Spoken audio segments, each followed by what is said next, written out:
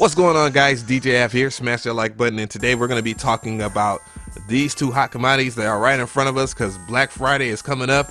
And yes, I know a lot of people are going to be looking for a great budget camera for vlogging. So on the left we have the G7 by Panasonic, and on the right we have the Sony a6000. These are cameras that have always trended on YouTube, and we're going to find out which is better for you.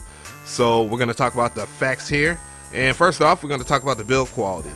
Both cameras are built very well. Both have great kit lenses. The Sony has a metallic alloy build, while the G7 has a polymer plastic build to it. But they both feel solid. They're both not waterproof or weather sealed, so I wouldn't trust these in the rain. But they have great button placement. You know, I feel the ergonomics of both of them are very well. So yeah, I definitely would trust both of them in that department. And they both weigh about 12.1 ounces, which is under 1 pound. So, you know, there's 16 ounces in a pound, and that's with the battery and lens. Then now we're gonna go into the LED screen displays for both of them. The G7 has a better screen, just flat out more options to flip out, so it makes it more ideal for vlogging when you can see yourself and frame yourself from the monitor, and you're able to see how the picture looks, and you can see if the white balance and any other options have to be adjusted for that matter. The Sony display isn't that bad. I mean, it's good. It can flip in and out and all that, but you just can't see yourself, so it makes it a little difficult when you are doing like self vlogs and stuff like that. But anyway, so we're going to talk about video quality here, and obviously the Panasonic wins again in a small regard that it can shoot in 4K. It's not true 4K cinema, but it is 4K nonetheless, and you can see the video quality of the 4K is great. It's just beautiful, bright colors. You can see all the detail, and it's pretty good, especially for a micro four thirds lens at that. Outside of that though, they both share the same Kodak options. You have the XAVC on both of them, as well as the AVC HD as well, so they both share that. So 60 frames per second at 1080p is very good for slow-mo and all that. So, you know, I wish the G7 could do at least 120 frames per second like the 6300, but then damn, it really would smash another one of Sony's models. Also, I do want to add that the Sony a6000 seems like it's a little bit better in the autofocus department. So it is that. I do know that the Panasonic, you can use the lock-on autofocus, and that will work a little bit better. And then autofocus works a whole lot better in movie mode. Keep that in mind as well. Now we're going to talk about something that's really significant, and that's the audio quality. The G7 clear winner in that regard because it has a built-in microphone input jack. Also, you can control the mic volume and the limiter. The a6000, you have to buy something for the multi-interface hot shoe, and it will cost you around $200 or a little lower. And I don't know the model number of it or whatnot, but I do own it, and it's only going to get you so far. I mean, we're going to judge how the volume and how it sounds just from the both internal mics that are built on both of the cameras. So this is the audio quality coming from the Sony a6000. And as you can see, it has a little bit of tinniness to it. I don't know what is going on with the built-in microphone on this, and this is pretty common amongst the Sony a6000 users. And also, you probably might hear some white noise or something like that in the background, that hissing. That's also kind of caused by the leveler that you cannot control at all on the Sony, as well as you can't control like the mic volume at all, and then there is no mic input. This is the audio quality for the Panasonic G7, and I'm using the built-in microphone. I'm not using anything like the Rhodes or all that stuff, though I can on this camera. And yeah, you can hear for yourself, like the audio quality is a bit balanced for that measure. I can, you know, adjust the microphone, and also I can use a leveler, turn it on and off, or limiter, and you know, it's not going to be burstfully loud or anything like that. You know, speaker moderately, so that you can just hear the overall dynamics of whatnot. But neither have headphone jacks, if that helps out if you're one of those people. But there's a way you can add a headphone jack, and that's by buying a monitor.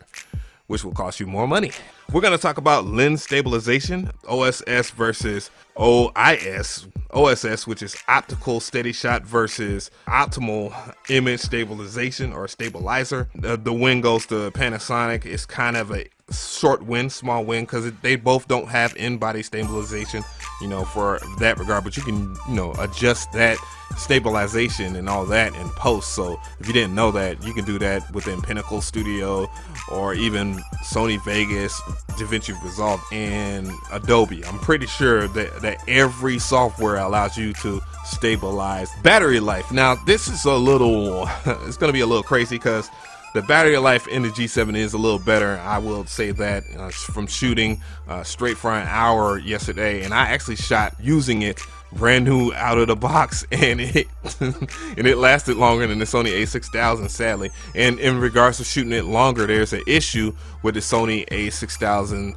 in general and with the 6300, and that is the overheating issue. And mind you, I have the second iteration of the Sony a6000 that has the updated firmware, and I did not have to update the firmware.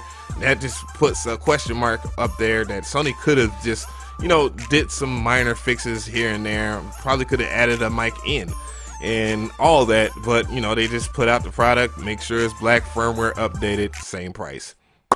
I kind of hate that about the Sony a6000, but you know, it is what it is when it comes to that.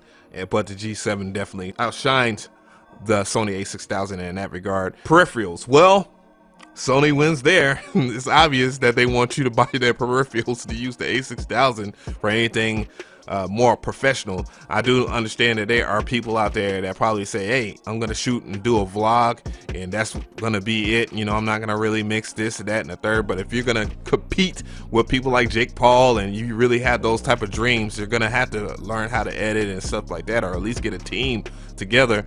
But you're still gonna have to have the right equipment for the job, so you want to keep that in mind that you are doing such a thing. So yeah.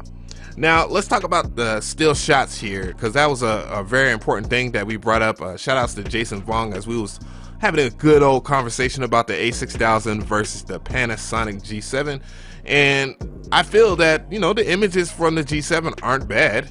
I mean, if we're looking at it right now, and I'm gonna go ahead and pull it together here, and I even maximize that. But as you can see, they're good images, not bad at all. I mean, even if I zoom in on this, it still looks good. You can shoot in 4K, of course, and I can compare some of these pictures as well, as I do have a picture of like a tree, and we're gonna look at this tree real quick. And this is the one I shot with the Panasonic G7. As you can see, it has quality bokeh. Pardon me, comment section, you're going to kill me for mispronouncing that, but you can see it's great detail within this tree here. And you know, I mean, it's whatever when it comes down to that. But I'm gonna go and select some for the Sony, because I definitely had took some pictures with the Sony a6000 in the same regard, or so we can compare them. And let's pull up that tree. You know, that tree looks, you could tell that the Micro Four Thirds has a bit of a zooming effect to it, so it's like ×2. So you know, I guess 30 will be 60, 30 millimeters would be 60 millimeters. But you can see in the Sony where it shines in that regard, it has a wider shot because the sensor isn't as small as the G7.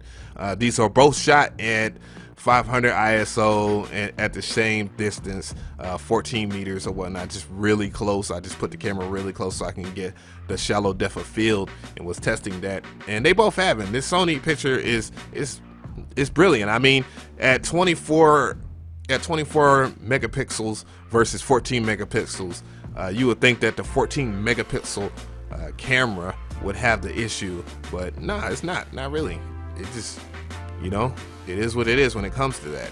So tell me, guys, which one of those cameras do you like the most here, the G7 or the Sony a6000? I think they're both brilliant cameras, but at the end of the day, we're talking about 2017 to 2018, and 4K is just rapidly coming upon us. A lot of people are getting 4K TVs by now, and you know, it's just one of those things you might want to jump over in the realm of at this time if you really want to take this vlogging stuff to the next level. But I'm DJ Av, and I hope you enjoyed this video. I hope you liked this comparison video, and thank you so much for tuning in.